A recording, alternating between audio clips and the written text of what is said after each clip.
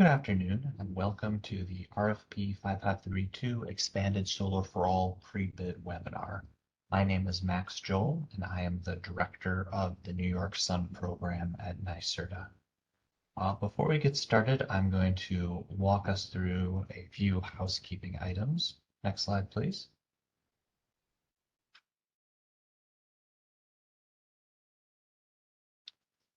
So first, today's webinar is being recorded, and a copy of the recording and the slides will be available on the New York Sun Resources for Contractors page within a few days. We do have a Q&A section at the end of the presentation. Please put in questions through the Q&A feature that is generally on the right-hand side of the WebEx interface. We'll be taking them down and dedicating time to answering them at the end.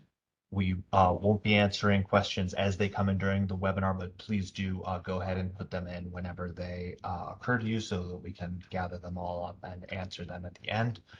If we are unable to get to a question due to either time constraints or we need to check in on the answer, we'll do our best to follow up with people individually and post other information as needed.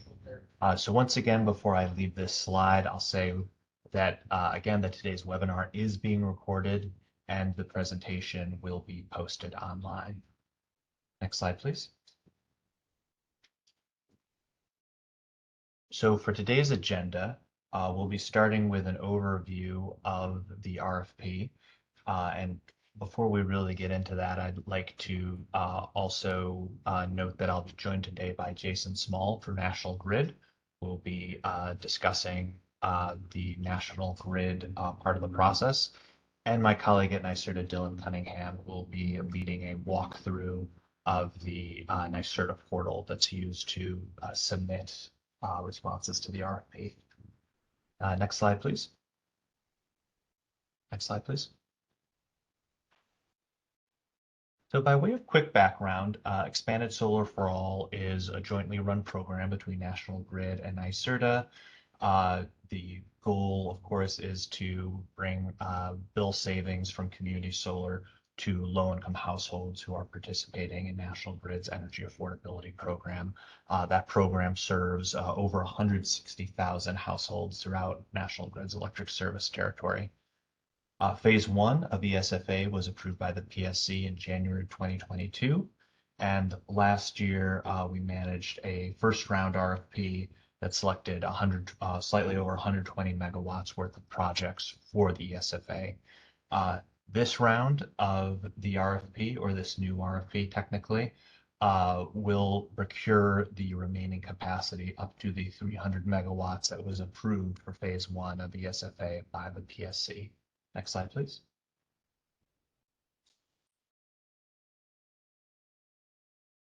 So the RFP is currently open and available on the NYSERDA website. It will run through 3 p.m. on Tuesday, November 14th. As I noted, it will select the remainder of the approved capacity for phase 1 of ESFA, and that is 179.5 megawatts. Just as with the first round, selected projects will be enrolled in National Grid's Expanded Solar for All tariff, which Jason Small from National Grid will discuss in a little more detail later in the presentation, and will be paid directly by National Grid. So for projects that are enrolled in ESFA, there's no direct interaction in any way with individual customers. It's all directly with National Grid. This, of course, is what really distinguishes the ESFA model from the opt-in community solar model. On the back end, all the credits that are generated by the selected CDG projects will be pooled by National Grid and distributed to the participating low-income customers. The basic concept is that costs for projects that participate in ESFA can generally come in lower than those implementing opt-in CDG because of the elimination of customer acquisition management costs through this model. And our goal is to pass those savings along to low-income households. Next slide, please. So here's a wonderful graphic overview of how it works. This is just for folks who may not be as familiar with the model and maybe didn't participate in round one of the procurement last year. So the basic idea is that National Grid's low-income customers who are already enrolled in the energy affordability program and typically the low-income home energy assistance program, so already in utility managed bill discount programs, already have signed up for those, opted in, verified that they are income eligible for those programs, that they are automatically enrolled in expanded solar for all. They do have the option to opt out by calling and communicating with the National Grid, but from a starting point, everyone is automatically in. Through this RFP process, community solar projects are selected. And as I just discussed, National Grid will directly pay the developers for generation based on the selected bid prices. And those credits over the 25-year life of those systems are pooled and distributed to low-income customer bills. Customers will begin receiving, I believe in December from the first round, credits on their electric bill that will be labeled as coming from community solar. Next slide, please.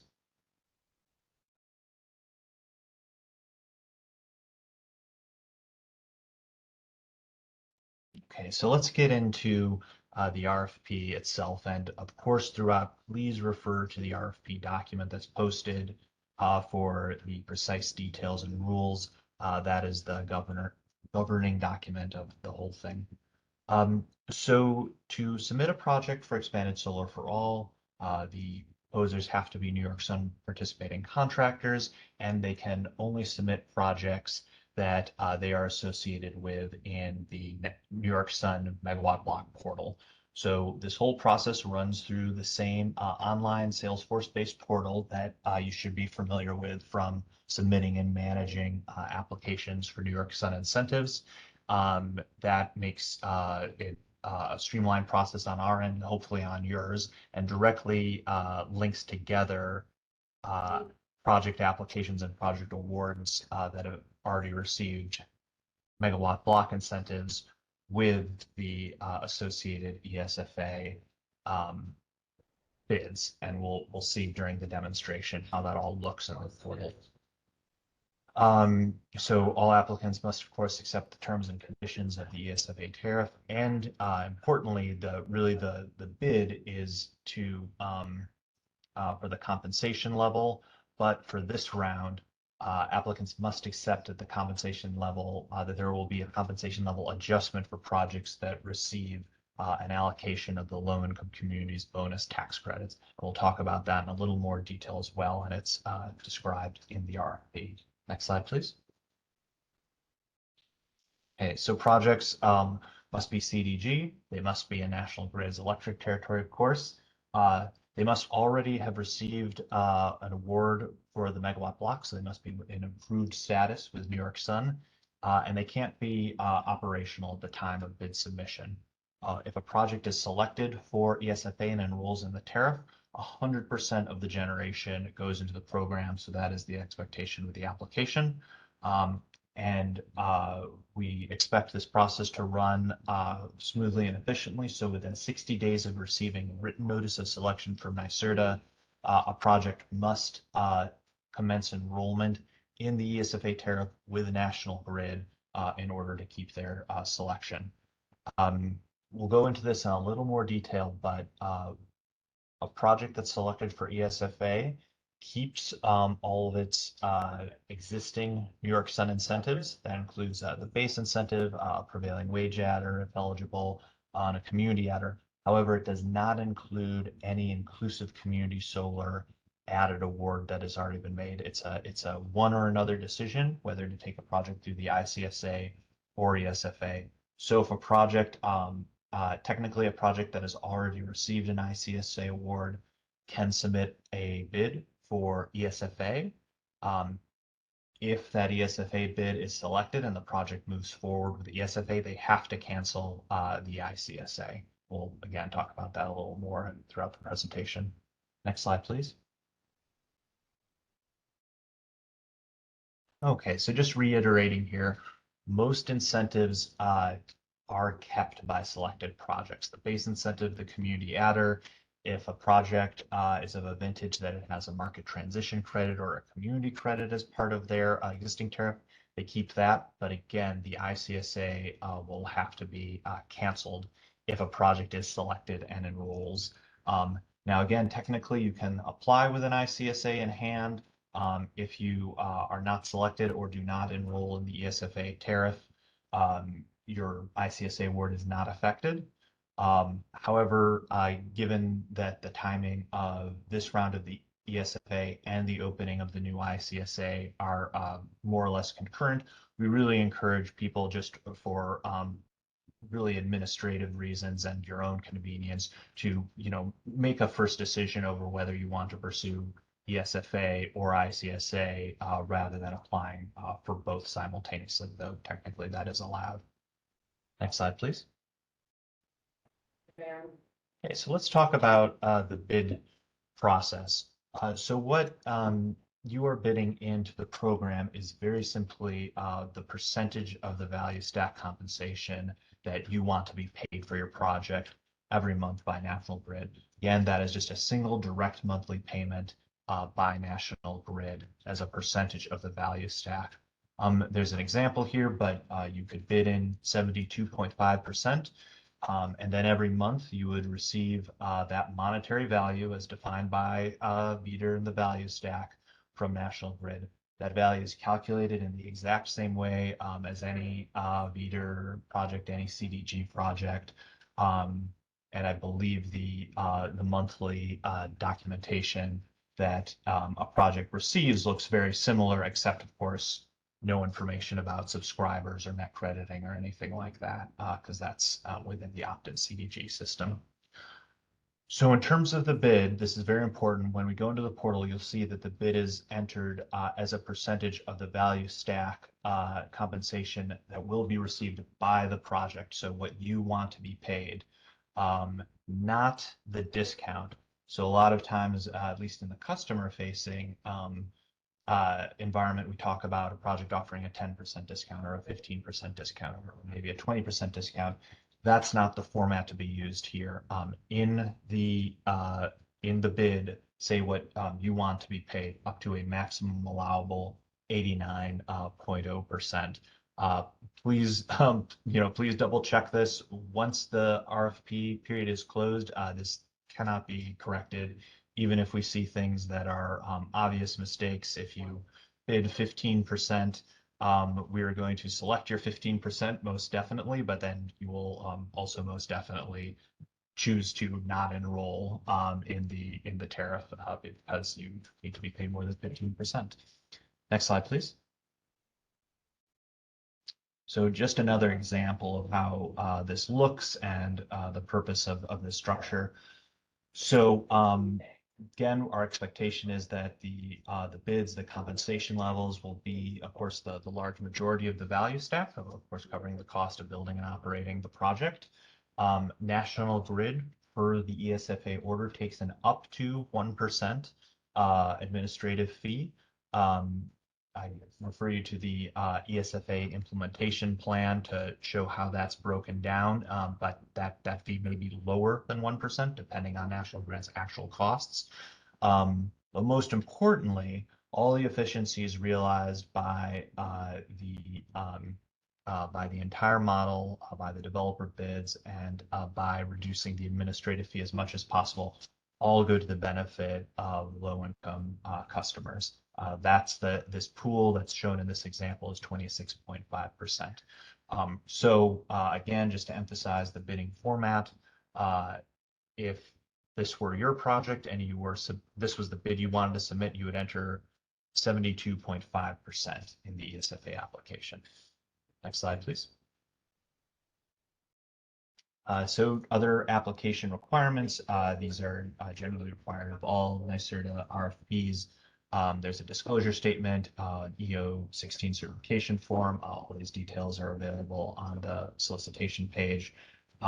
And just as is the case with the New York Sun application, the participating contractor and the payee if that payee is different from the participating contractor, must sign the application, and that must match what is on the associated New York Sun megawatt block application. So the process really should be, very familiar and parallel to everything many of the people on this webinar have worked with in submitting New York Sun applications. Next slide, please.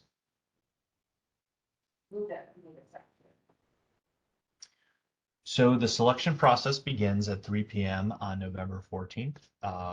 Once the application is closed, it is competitive, so the best bids win.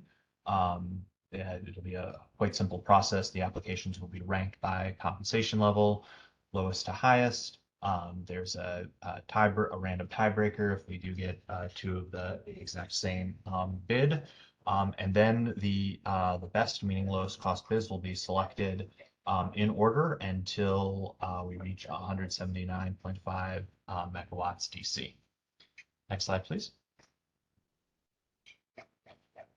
So for projects that are selected, the regular New York Sun megawatt block incentive payment process is unchanged. And just to emphasize here for people who participated in or remember round one, this is a little different from round one. Round one from last year had the option to propose wanting additional New York Sun incentives as part of your bid. That is no longer the process. All that is being bid in here is that compensation level. And projects receive their regular New York Sun payment. So any project that's submitting a bid for ESFA, as I noted before, is already required to have an approved New York Sun incentive. That's what you're keeping, with the exception, of course, of the ICSA. And then the payment process is unchanged. As I think many people on this call know, we've recently changed our payment process for CNI scale over 250 kW projects to be a single payment at commercial operation, or at least that's the most popular option. That would apply just the same to projects selected for ESFA. The New York Sun process should really just look identical. Next slide, please. Okay, so another adjustment from last year, in addition to the removal of the option for requesting additional incentives and the sort of corresponding increase in the maximum allowable bid to 89%. One other change that's happened in the last year is the low-income communities bonus tax credit. It's, of course, a federal tax credit that goes live this week as well, I believe. So there is one category in the bonus tax credit that is really aimed at benefits for low-income households. So in an attempt to anticipate this and really ensure that all the benefits of ESFA, as well as any of these Category 4 bonus tax credits, really go to the low-income households, which is our fundamental mission here. In the event that a project that is selected for ESFA receives an allocation of the low-income communities bonus tax credit, one, the project has to inform National Grid, and then the grid participation agreement with the compensation level will be modified and reduced. The kind of concept being that with a bonus tax credit, again geared directly to low-income customers, a project can support a lower compensation, and that a lot of those benefits should go to the low-income customers.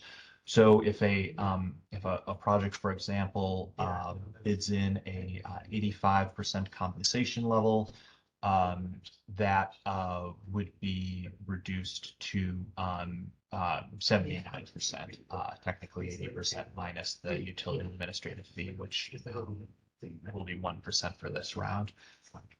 If a project has already bid in less than 79%, nothing would change.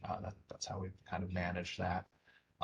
One thing I really want to emphasize here is, NYSERDA and National Grid have taken this step, in anticipation that projects may receive the low-income communities bonus tax credit. We really can't make any claims or provide any additional information about the bonus tax credit, including eligibility. Our rules kick in after a project is awarded allocation from the IRS.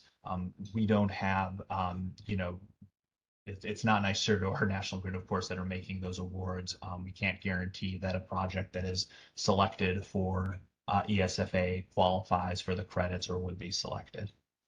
Next slide, please. Just to walk through the timeline again, the RFP is open right now, and it closes at 3 p.m. on November 14th. We plan to send the selection letters within 30 calendar days because it is a relatively simple ranking process. We should be able to hit that. And then selected projects have 60 days to commence enrollment in the ESFA tariff. That's a process that's handled with National Grid that Jason Small will be describing in just a moment. If a project does not enroll within 60 days, that project is out, and then we will offer selection going further down the ranked group list, or the ranked bids. Next slide, please. Okay, and now I can turn it over to Jason Small at National Grid to talk about where National Grid picks up once the selection process with NYSERDA is done. Thanks, Max. Good afternoon, everyone. So the sign-up procedure will mimic, for those familiar with our round one, it will mimic the round one procedures. So upon award from NYSERDA, you'll receive an award letter from NYSERDA detailing your bid and compensation amount. With that, you'll be provided the process for submitting that award letter to National Grid through our NCAP portal, which I'm sure many of you are familiar with. In that portal, you'll select the Expanded Solar for All drop down and provide the award letter. From there, we will register you as a participant in the Expanded Solar for All program, and our administrator will reach out to you to collect some payment information so that your project can be paid when it comes online. Some things to note would be, if you plan on the project either changing ownership or changing name to a subsidiary, getting that information to us sooner rather than later is advisable, because the payment information submitted must all match the end state for the project. So if a subsidiary is going to own it in the long term, the payment information provided must reflect that by the time the project comes online, so that we can pay the appropriate party accordingly without delay when the project does go live. Again, a lot of this information will be made available once your project is awarded, and any questions and communications with National Grid can be sent through our email address, which is esfa@nationalgrid.com. So we'll be communicating with you on a pretty regular basis once the award is made. Max, back to you.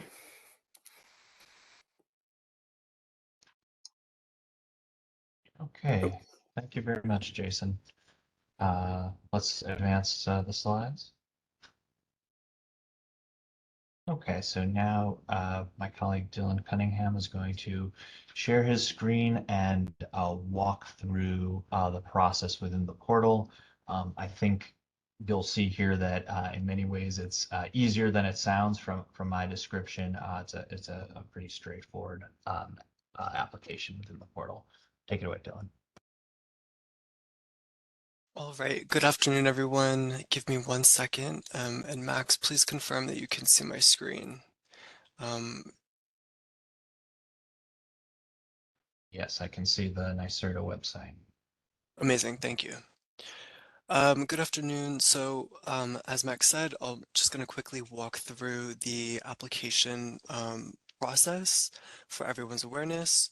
So I'll start by showing you how to locate the RFP page. And one way that you can do that is by going to the NYSERDA homepage. So right now we're at nyserda.ny.gov. Once you get here, you can scroll to the bottom of this page. And under quick links, there will be a link for funding opportunities. And then once you're on this page, you can select current funding opportunities. And this is where all of the current funding opportunities are: ponds, RFIs, RFPs, and RFQLs. So you can narrow down the list here by selecting just RFP and switching to NYSERDA. And then it'll alphabetically, if you scroll down, you can find Expanded Solar for All, um, which I'm just going to do a quick search on the page. So once you find that, you can click that and it'll bring us to the RFP page where we have the description and, oops, excuse me, the description And and Dylan, we're the, now seeing the, yeah, there we and the searched for a second. associated documents. So all the documents that you'll need can be found on this page. So we have the RFP summary document, the selection letter, and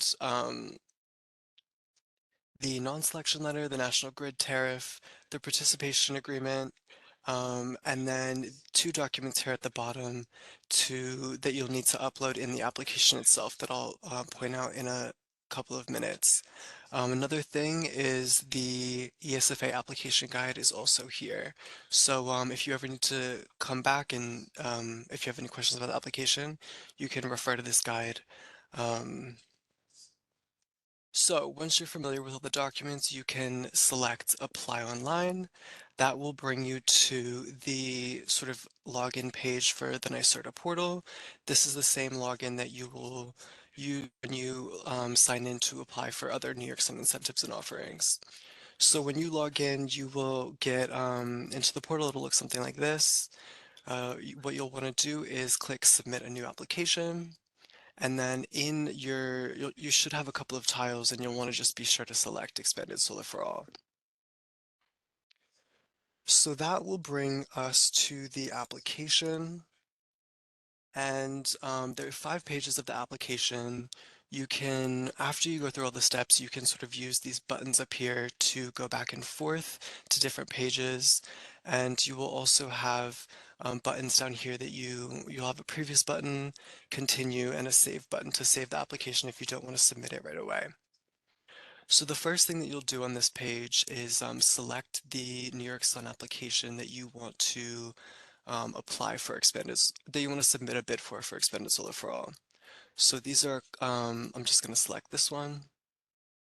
And then the next box is where you will put in your compensation level bid.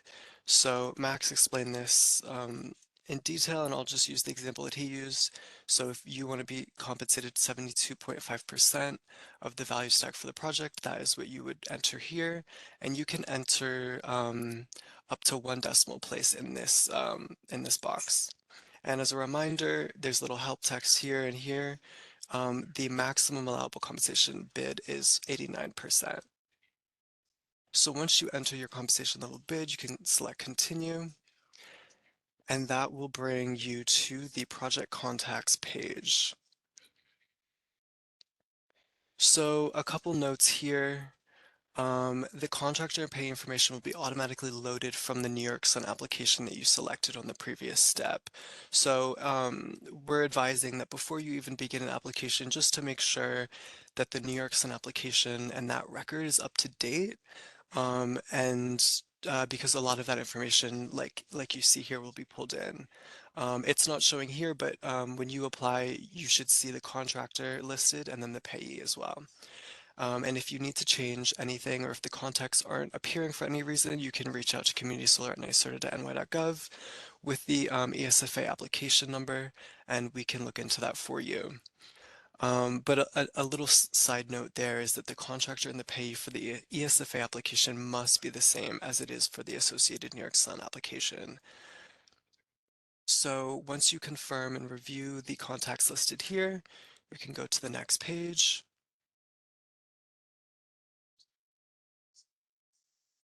And then this will be the application review step. So everything that you entered and all of your project information should appear on this page. So you'll just want to carefully review all of that to make sure it is accurate. And like I said before, if you notice anything or need to make any changes, you can use the previous button right here at the bottom to go back and make any necessary changes. So after you review all the project information and it looks good, you'll want to just review the certification statement here. And then after that's all set, you'll have two options from here. So one of them is to do an electronic signature. So I'll walk through that process first. So if you do want to use electronic signature, you can just click that button and it will bring you to DocuSign and you can sign the application that way. So we'll demonstrate that really quickly. You just read this little message here and then you'll hit continue. Again, just confirm that all of this should be a PDF of the screen that you saw there. Just confirm that all of that information is correct. The certification statement will be listed here as well. And you can just simply click there to sign as the contractor. So something important to note is that if you choose to use electronic signature via DocuSign, only one entity can sign via DocuSign. So if there is a contractor, um, if there is a payee on the project and it's different from the contractor, you must, the contractor can sign via DocuSign. That you'll just have to download the document after it's signed and send it via email to the payee so they can sign it. And on the next step, you upload it so that both signatures will be on the application. You'll upload it to the signed application row here. I'll go back really quickly because the other option, if you don't want to use electronic signature, is to just use this print option here. What that will do is open this page in the PDF in a new window, and you'll just click OK, and then you can, sign it hard copy and then upload it on the next step. So after that's all taken care of, this step 4 is the documents page. So you'll have 3 required documents to upload here. One of them is the signed application. If you use electronic signature, that will automatically upload there. Just be sure to, if you do need to have the application signed by the payee, you'll just have to re-upload the document here after that is complete. The other things that you will have to upload are the conflicts of interest disclosure form and the executive order 16 solicitation form.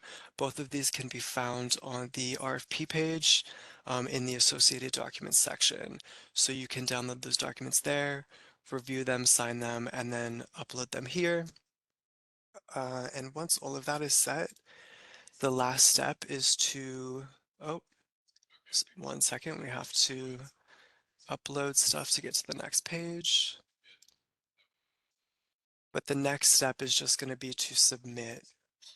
So once you are happy with the application, everything looks good, you can move on to the last step in the submit button. I won't click submit now, but you'll want to make sure that you do. And once you do, you should get an email confirming that your application has been submitted, and you should also be able to see it if you go here in the projects section of the portal. So that is the how to submit a ESFA application. And again, I'll just end by saying that if you have any questions about that, we do have the application guide that is also on the RFP page, so you can refer to that if you have any questions while you're walking through the process yourself. Okay, so I will hand it back to Max now. Thank you so much, Dylan. So that's the end of our regular presentation. We'll open it up to Q&A now. And apologies, some of you may seen the distracting messages in the corner while we were checking some technical issues with the Q&A. Q&A should be working right now. So please submit any questions and we'll just take a brief break while we look at those and then come back to answer as much as we can. Thank you.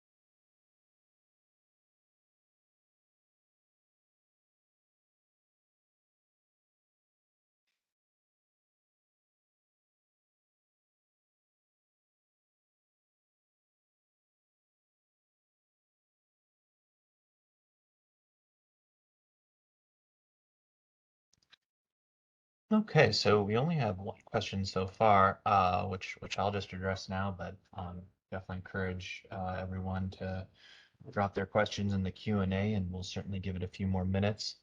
Um, but the okay, I'm also seeing the technical problems may be persisting. So if you have a question and are having trouble accessing the Q&A feature in WebEx, please send an email to communitysolar@nycerta.ny.gov. That's also the contact email for the RFP. We'll again give it several more minutes to see what comes in there as well as in the Q&A. And if you are having trouble accessing the Q&A through the WebEx, my apologies. So the question we have had come in is the only economic benefit to developers the avoidance of the customer acquisition management costs? Do they receive their Veeder stack in lieu of traditional customer discounts or in addition to? I guess just to answer that, um, I think it's looking for clarification about the payment process and structure for a selected ESFA project. So very simply, the only compensation to a selected project is their bid-in compensation level as a percentage of value stack. There's no customers that you as the project owner would be dealing with or managing. There's no customers, there's no discounts that you would be addressing. It's just if you bid in and were selected at 73.5% every month, 73.5% of the value stack compensation for your project will be going directly to you from National Grid. And that's it. That's the whole compensation, the whole process. All right, I'm going to go back on mute to see if we have any others that have come in.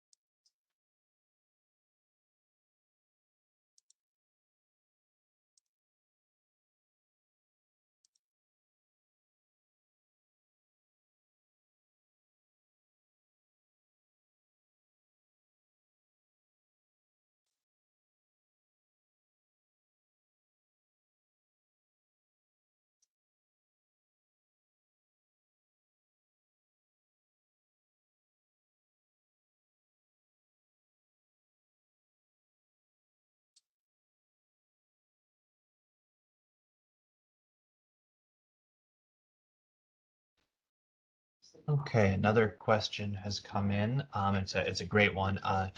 Does compensation start once the awarded project is interconnected? Yes. The full question is, do you have to wait until all the award projects are completed? No, you do not. As soon as a project is interconnected and feeding into the grid, the compensation begins just as with a normal project. Um, uh, and if you want to refer to the implementation plan that's been filed, it will explain how those credits are then pooled together and used to provide are shared out as credits to low-income customers. That piece of information isn't really directly relevant to the project owner or the developer, but just for your awareness. But the key answer to the question is yes, as soon as a project is operational, it gets compensated. And we are getting feedback now that some people were unable to submit questions through the WebEx and they're coming in via email. So once again, please submit any questions to communitysolar@nycerta.ny.gov and we'll check out what's coming in and come back in just a minute.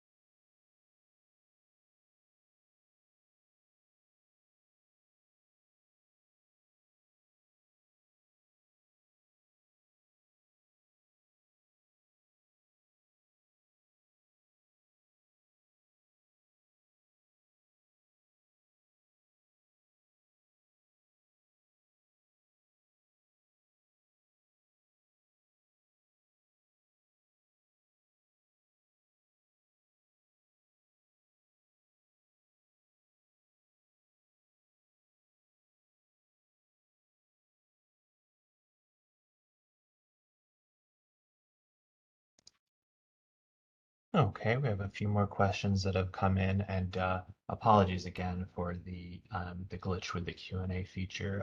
If you aren't able to submit a question there, again, please email communitysolar@nycerta.ny.gov. So we do have a question related to the bonus ITC. So the question is, will National Grid provide a list of customers and guarantee a 20% bill credit to all those customers for the ITC?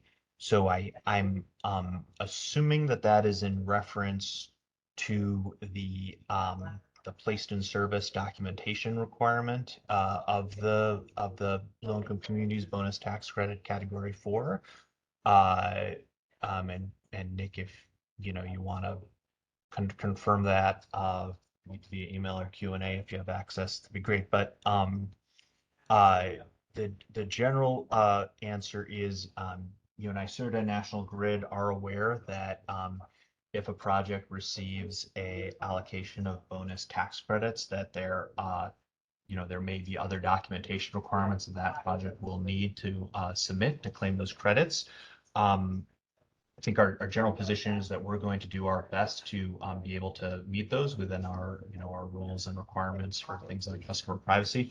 But we've kind of just started talking about that and don't have a specific answer at this time.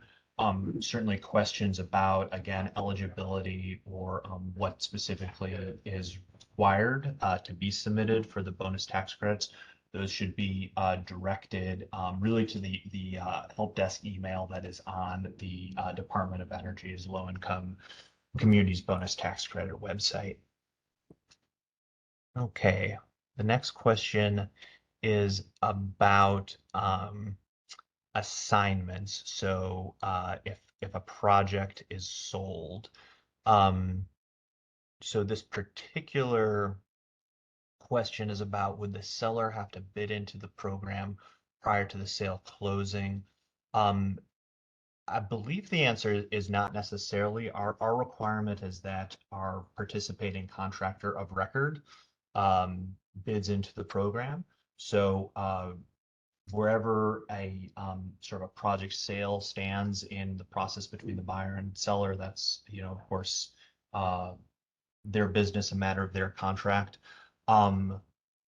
However, so whether it's the original participating contractor or the final participating contractor, depending on where the project sits, either one can submit a ESFA bid. Just has to be, the right one when the bid comes in.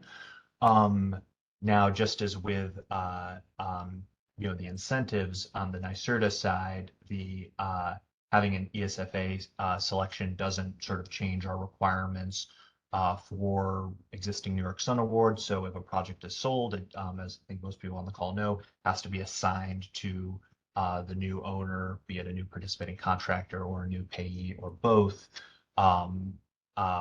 prior to the project being completed and an invoice submitted for the commercial operation payments. So that's the circumstance on the NYSERDA side. Jason Small, maybe I could ask you to unmute to talk a little bit about how National Grid handles it if a project is sold when it is already enrolled in the tariff. Yeah, so that's what I was trying to mention during the my spiel about the submittal process. So you're able to bid into the program and get awarded by the program even if you plan to sell. I would say in order for the smoothest transition possible, when you start communicating with National Grid that you have this award and this is your compensation level and you're trying to get payments set up, just let us know that that is the intention to potentially sell the project and potentially who the buyer is, and then as that process comes out, we can work with you and whoever the buyer is to update the payment information I would say if you are definitely selling the project, there's probably no reason for you to submit your own payment information, since you will not be receiving, you do not intend to receive payments when the project comes online. So just be upfront with us at the start. Say, we've got this award letter. We intend to sell this project to, some entity. Maybe even get us in contact with that entity so that we can connect with them and collect payment information from them, so that we can ensure a smooth as transition as we can.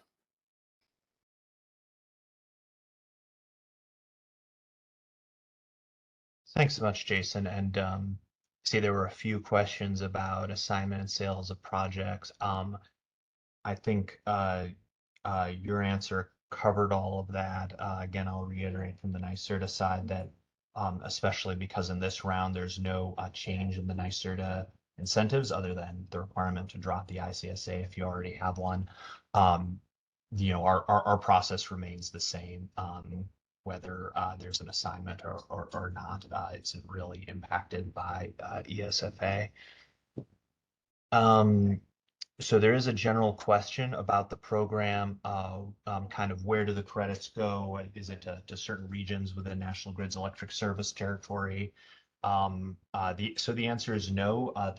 The concept and the model that National Grid and NYSERDA have developed is really to include all participants in the energy affordability program in National Grid's electric service territory. So even if there's more community solar projects, say in Western New York, low-income residents of the capital region would benefit equally, or vice versa, of course.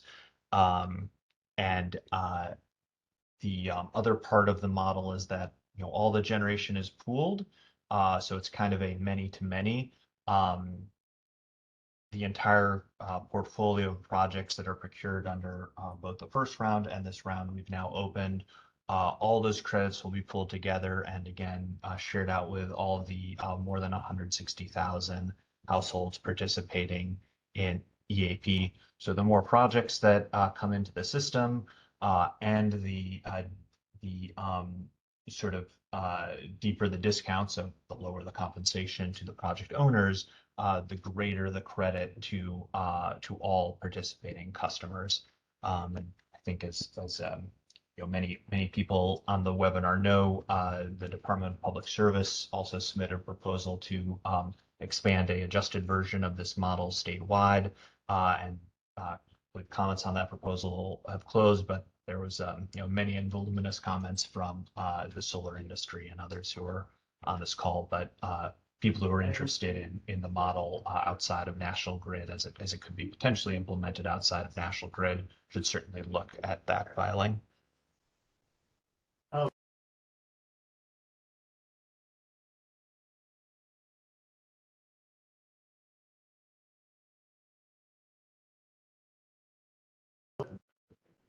Okay, we've got at least one more about the ITC award process. I think we're going to have to follow up on that and encourage people and probably ourselves seek more clarity on that.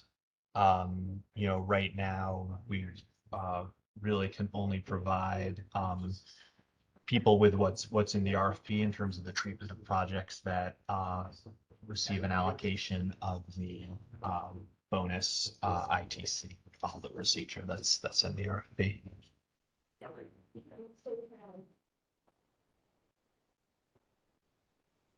Okay. So we have not received any new questions for a while. Again, I'm so sorry we had the technical issue with the Q&A. Thank you for everyone who turned around and submitted a question by email. I appreciate everyone's flexibility there.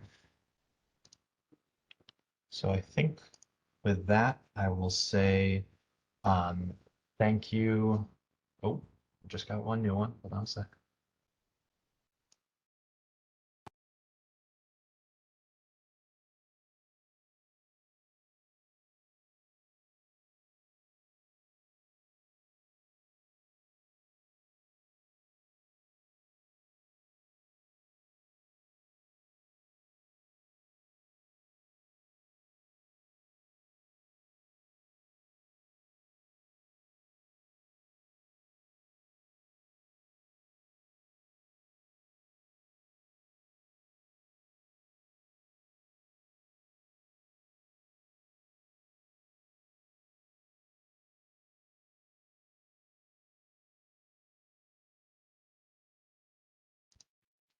Okay, it looks like that question is also about IDC eligibility. So, might make sense to have an offline conversation, but again, we really can't. That's not a NYSERD or National Grid sort of guidance or decision. Developers are going to need to refer to the guidance that is available from IRS and Treasury via the DOE website. You can ask questions of DOE through that website and just refer to the RFP for how projects that receive a tax credit allocation, if any do, that are selected for ESFA would be handled. I appreciate that leaves some questions unanswered, but it is the most information we have right now. Okay. One more question has come in. Can you allocate a portion of capacity on a single project to a bid? The answer is no. The entire project has to be bid in. If a project is in the ESFA tariff, 100% of the generation will go into the program and be compensated at the level of the selected bid. And I think with that, we can close this out. Thank you again to everyone for participating. You can see on screen the community solar email address that people have been using, as well as the key links. This is all, of course, also on the NYSERDA webpage. With that, thank you very much to everyone who attended and to Dylan and Jason for their presentations and for everyone on the NYSERDA National Grid side that contributed to this webinar. Have a great afternoon. Thank you.